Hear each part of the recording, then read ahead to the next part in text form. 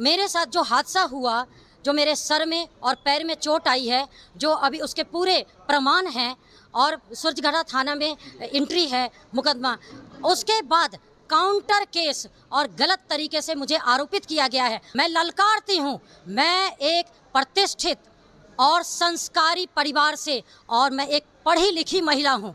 मैं गूंगी गुड़िया नहीं हूँ।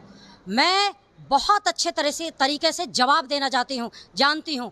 मैं प्रशासन को आप कठपुतली जो समझ रहे हैं, अपने हाथ की कठपुतली समझ के और अपने मुताबिक चला रहे हैं, या तो प्रशासन बिक रही है या प्रेशर में है, किसी दबाव में है। बिहार में बहुत सारे बाहुबली हैं ना, बाहुबलियों के साथ कौन कौन है, क्या है, आप समझ सकते हैं अच्छी तरह ना, कितने बाहुबली हैं यहाँ। और हमारे पति को भी बाहुबली बना दिया गया। अब झूठा केस के आरोप में हमें भी कुछ गलत करना चाहते हैं। नमस्कार, स्वागत आपका लाइव बिहार में। मैं आपके साथ संजीव सिंह। देखिए, देश में चुनाव का माहौल है। 4 चरण के चुनाव की मतदान की प्रक्रिया संपन्न हो गई है और 4 चरण में से जो एक है लोकसभा क्षेत्र मुंगेर काफ़ी चर्चाओं में रहा है, क्योंकि वहाँ पे अनीता देवी गठबंधन से प्रत्याशित है। और मैम, क्या कहेंगे, आपने वहाँ से चुनाव लड़ी चौथे चरण में, और 13 तारीख को जो घटना हुई है, आपने कई आरोप भी लगाए हैं, सच्चाई क्या है उस दिन का? मैं आपको एक चीज़ बता देती हूँ, सच्चाई क्लियर है। सच्चाई को ना आप हवा दे सकते हो, परेशान कर सकते हो थोड़ी देर के लिए, उसे झुठला नहीं सकते, उसे ख़त्म नहीं कर सकते।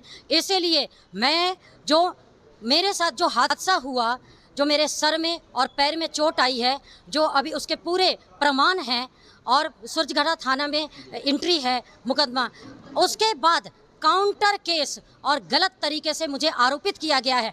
मैं पहले बता दूं, विरोधी को मैं ललकारती हूँ। मैं एक प्रतिष्ठित और संस्कारी परिवार से और मैं एक पढ़ी लिखी महिला हूँ। मैं गूंगी गुड़िया नहीं हूँ। मैं बहुत अच्छे तरीके से जवाब देना जानती हूँ।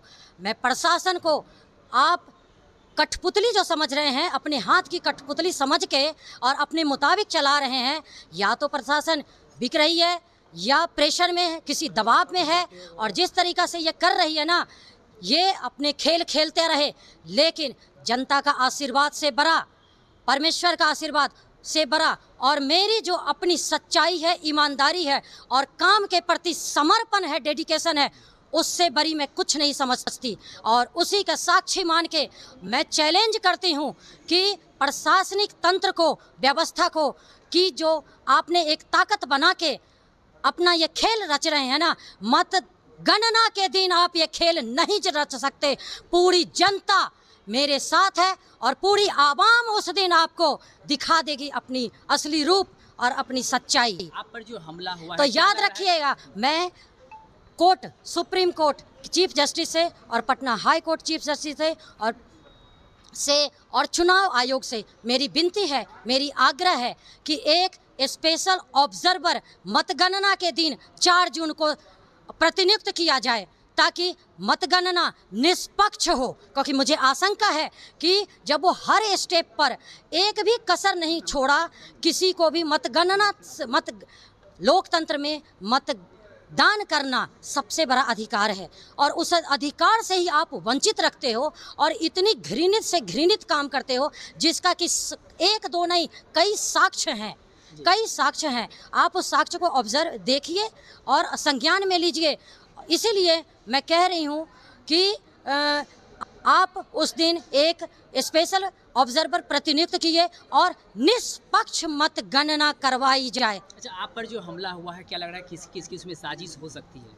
बिल्कुल साजिश है, बिल्कुल। जदयू के विरोधी, हमारे जो विरोधी हैं, उन्होंने अपने कार्यकर्ताओं और अपने समर्थकों से ये खुले आम और प्लान्ड वे में ये किया गया है, ताकि इसको मैं चुनाव के दिन ही डिस्टर्ब कर दूं। मुझे तो चुनाव के दिन ही जानलेवा हमला की गई है, चुनाव के दिन ही मुझे मार देने का साजिश था। अच्छा, आनंद सिंह पन्ने के और मैं अगर बाल बच गई परमेश्वर और आवाम के आशीर्वाद से, तो आप समझ सकते हैं कि उसने अपनी बचाव में और मुझे ज़्यादा उलझाने के लिए उन्होंने काउंटर केस जो किया है, कुछ दिनों बाद करके काउंटर केस किया गया है, उसको बैक डेट में की गई है, जो कि आप सब कुछ समझ सकते हैं। कोर्ट के शरण में भी जाएंगी?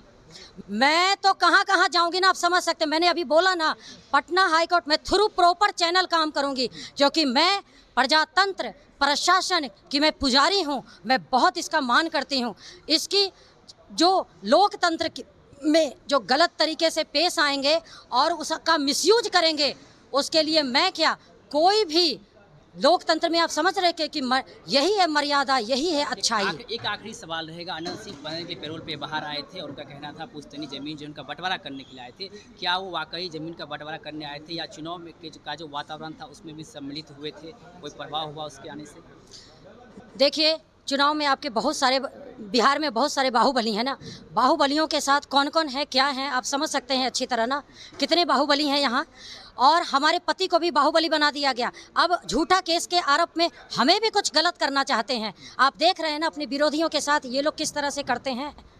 अब इस पर मैं बार बार क्या बोलूं ज़्यादा। आपको अभी भी डर बना हुआ है मतगणना को लेकर के? मतगणना के दिन मुझे पूरी आशंका है कि वो धांधली करेंगे, क्योंकि वो उन्होंने एक भी स्टेप और एक भी जगह नहीं छोड़ी। जहाँ जहाँ उनकी बन रही थी वहाँ वहाँ उन्होंने अपनी तंत्र को लगा दिया और सत्ता का दुरुपयोग किया। तो बात करते हैं अनीता देवी जी ने साफ तौर पे कहा कि मतगणना के दिन जो है हमें आशंका है कि फिर से हमारे साथ साजिश ना हो जाए, इसलिए सरकार को इस पर ध्यान देनी चाहिए। और तमाम तरह की आप बातें करें तो आप सुनते क्या कुछ करते हैं, आप अपनी प्रतिक्रिया कमेंट बॉक्स में दे सकते हैं। आप देखते लाइव बिहार यूट्यूब पर सब्सक्राइब और फेसबुक पर लाइक जरूर करें।